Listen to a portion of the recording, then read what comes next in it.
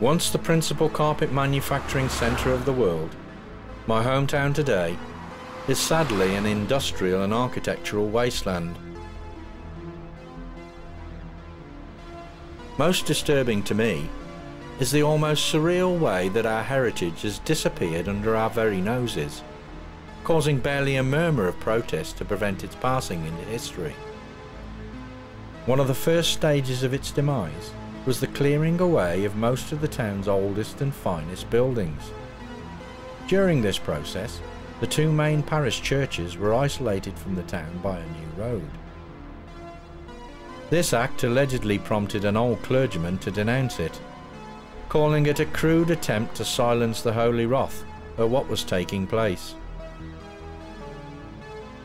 In light of this, it may be more than coincidental that the aforesaid gentleman was later removed from his prominent place in the centre of town.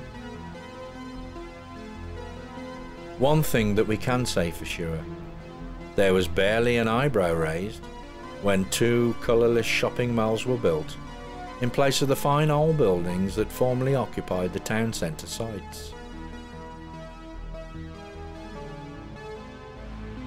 Even the ghastly architectural blot that houses the post office was greeted with less derision than it deserved. And oddly, you'd think, none at all from the man responsible for the founding of the modern postage system. However, I have discovered a possible reason for this anomaly. The man never forgave the townspeople when they demolished his birthplace for the now abandoned telephone exchange. But the final phase of this insanity was the destruction of the carpet industry. To facilitate this, they required the speedy removal of another prominent voice that might possibly rouse up the slumbering population to what was happening. For over a century, the Brinton's Bull had been employed to announce the start and stop times of the industry.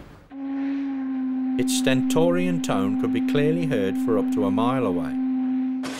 With its swan song on the 18th of March 1999, it would herald the demolition of one of the oldest family firms in the town, and with it the total demise of carpet manufacturing in the centre of Kidderminster.